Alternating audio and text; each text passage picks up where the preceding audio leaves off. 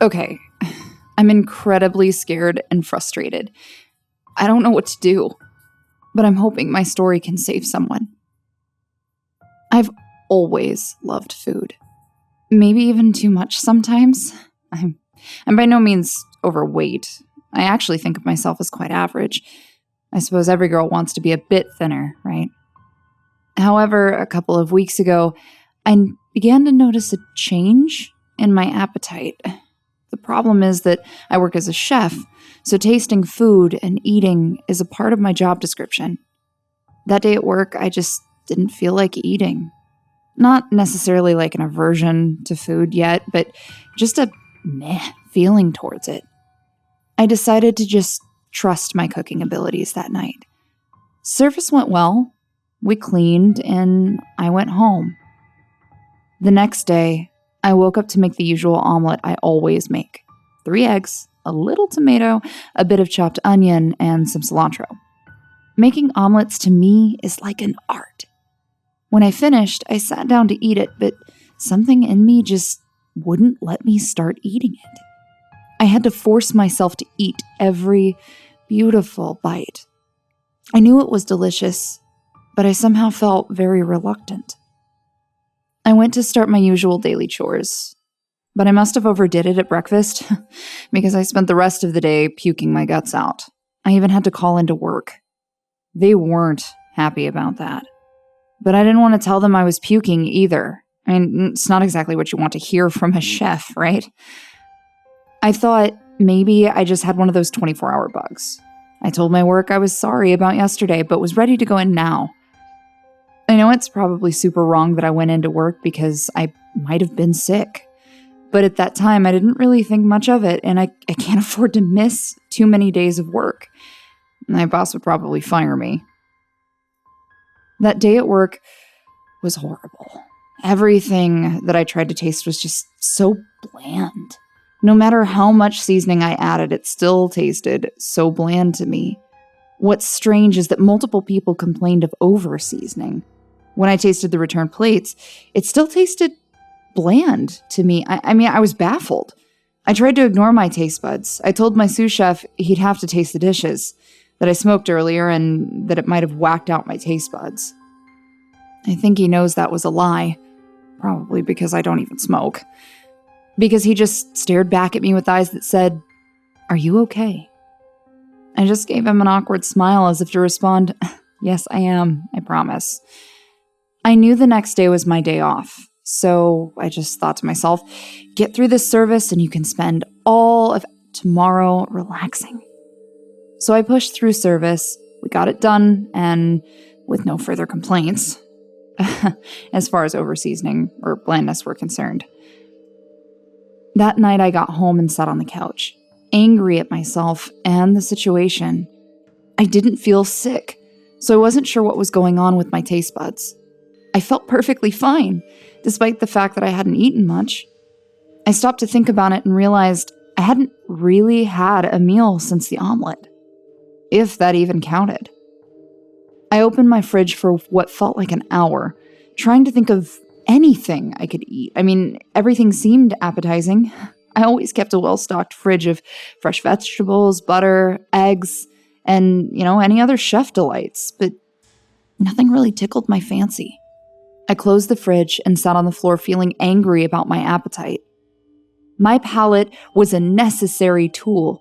Not being able to taste and being a chef it's like having no limbs and being in construction. After all, it was my absolute sense of taste that got me to such a high position so quickly. I could tell freshness, where something was from, how it was prepared, all from just my mouth. I don't mean to brag, but it's quite an extraordinary ability in my opinion, and I'm glad it's brought me nothing but success and happiness. Until now. Growing angrier and angrier, I slammed open the fridge. I tasted the cream. Nothing. I tasted a tomato. Bland. A piece of cilantro. Like old tasteless leaves in my mouth. As I grew angrier, I became more and more upset. I began pulling out everything in my fridge and trying it. Bland, bland, bland, bland, gross, oh, blah, yuck, disgusting, putrid, gross, vile. The apples tasted like sand, the fresh meat and vegetables began to smell rotten, the scent was making me so nauseous. Nothing was how it was supposed to be. It was all rotten and disgusting. I began throwing it all on the ground in a flurry of anger. Tomatoes crushing under my feet, butter melting, eggs dropping, raw meat and bloody chunks on the floor. I was almost done with my tantrum until I saw one last egg sitting in a corner. I don't know what possessed me to do so, but I cracked the egg right in my mouth. I threw the shells on the floor. It actually tasted normal for a second, and then I heard a peep. I gagged. My mouth tasted as if it were filled with feathers and dirt. I began puking violently again. There wasn't much in my stomach since I had spat most of it out during my fridge taste test. I crawled away from the fridge, and when I looked back, the whole pile in the dim light was gray, lacking any color whatsoever. Freaked out, turned on the lights, and there's this huge, disgusting pile of food and vomit that was nothing but gray. Confused, I went to my pantry next. I pulled out a colorful box of cereal and dumped its contents on the table. Gray bread, gray pasta, gray granola, gray everything dumped onto the table was gray. A huge pile of nothingness. Even the rice was lacking its usual whiteness. It was then that I noticed it was less of a gray. It was a complete lack of color. I must have passed out because I don't remember what happened next. I woke up pretty hazy. I just remember getting a phone call from work saying someone important was coming in before the restaurant opened and they wanted me to head over ASAP and create a testing menu for some event. My head was pretty hazy, so I don't exactly remember all the details. I just put on my chef's coat and headed there as soon as I could, closing the door on my disgusting incident from the night before. When I got there, I didn't greet anyone and just headed straight to the kitchen. But I quickly realized no one was probably there anyway since it was so early. My head felt so dizzy. I didn't really feel like I was there. Maybe I was just hazy from not eating.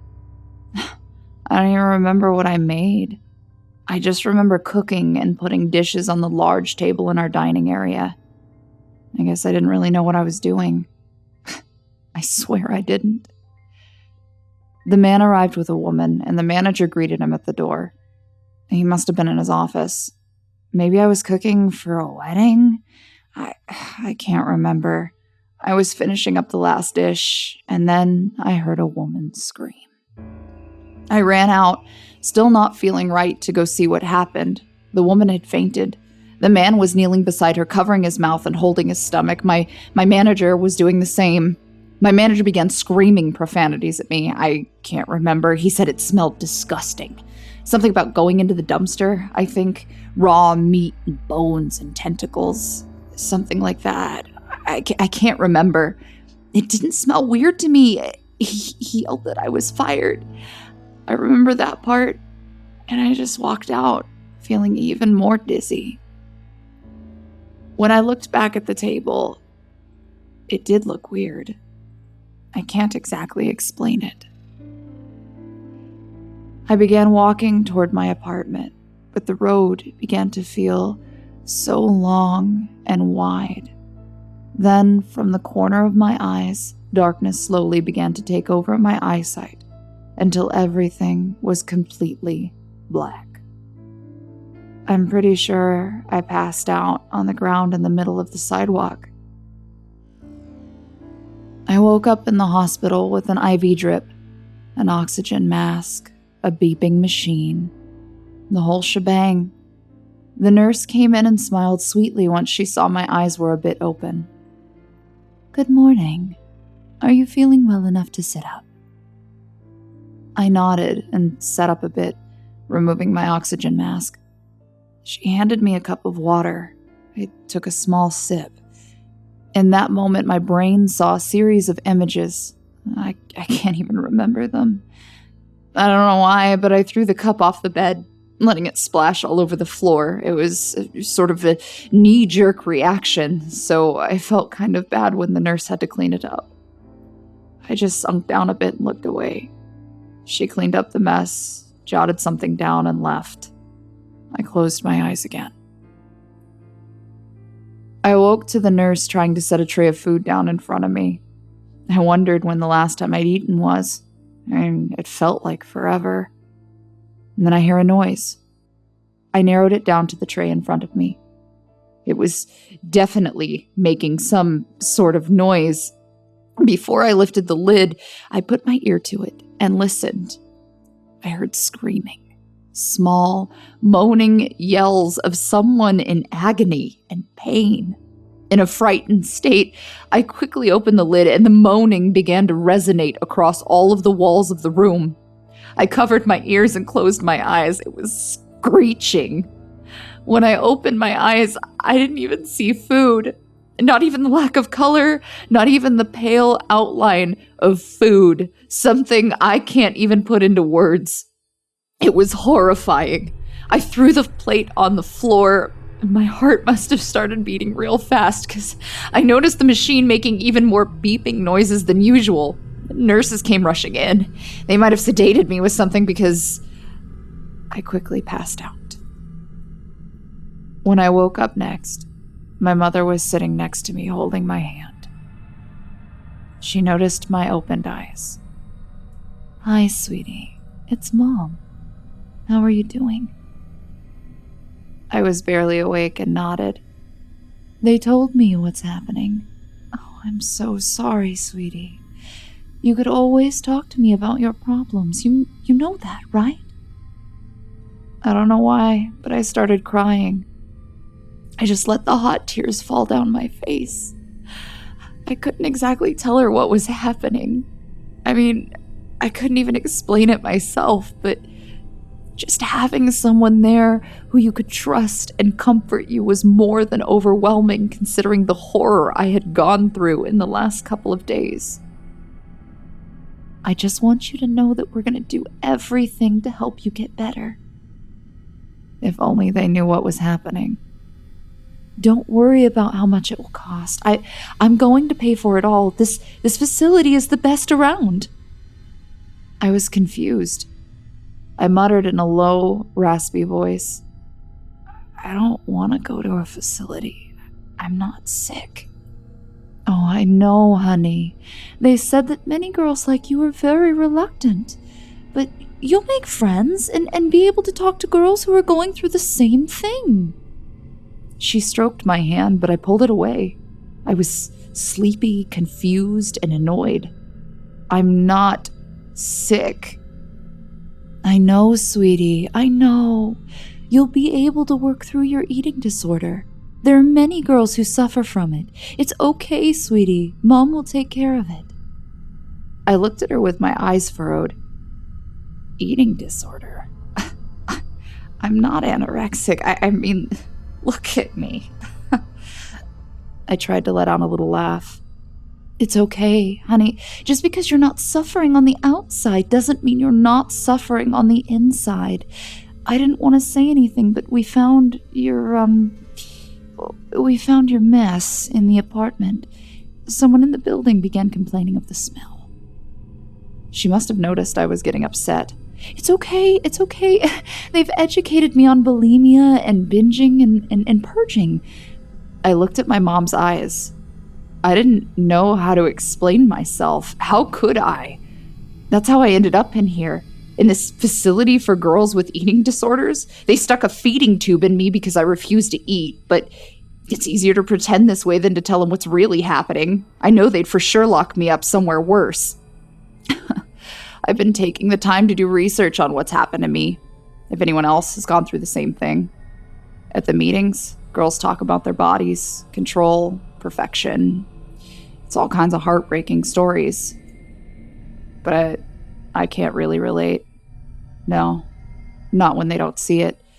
The disgusting mess, the smell. They don't even hear the screaming. There were times I thought I was just crazy. Maybe it was all in my head. Maybe it was just me. Maybe I really was ill. But the other day, I saw a girl get 5150. Before they dragged her away, I heard her yelling, "It's gray! It's sand! It's gross! Get away!" She screamed the whole way out. I can still hear it ringing in my ears. Now I'm worried it's spreading. If anyone thinks that food has been tasting off, please contact me and try to get help before it's too late.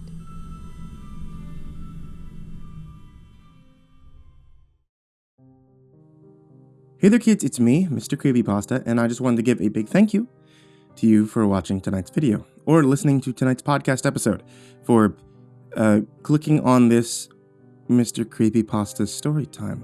Before I wish you sweet dreams tonight, I just wanted to give a big thank you to Taysia-lynn, Genobaga-Arneho, Erik Mary, Daniel Poulsen, Trace Miles, Jordan Alexander Sanchez, Wayne Milstead, Ken Lando Higuchi, Brianna Tine-Janzen, Nicholas Saeid Alyain, Buddy Burroughs, Tyler Ramberg, Goonington, G. Weevil 3, Diana Kraus, Asia, Gabrielle de Baca, TheRedOakShieldVirus, Sindee Barney, Melissa Sweigart, Chompski, Daniel Rowe, TheGingerBroz, Robert Ramirez, Andrew Stenberg, Holy Realm, Ralph Rodriguez, and Dr. Strawberry. These guys are the friggin' amazing people from Patreon who help me stay alive. If you guys would like to help support the show as well, you can always check me out at patreon.com/MrCreepyPasta and get your name either shown here at the end of the credits or in the description down below. And you can check out this podcast here on YouTube, or here on Spotify, or Apple iTunes Podcast, or Google Play Podcast, whichever one you happen to go to. I mean, seriously, if you're on YouTube right now and you look down in the description, there's like a whole list of different playlists that you can be able to watch, like hours upon hours upon hours of content. If you want to get your horror story creepypasta fix, it's all there, as well as like a live stream. Oh, and also my wife sells Dungeons and Dragons themed tea. Etsy.com/ivorymonocletea. Links are also down below. Sweet dreams, everybody.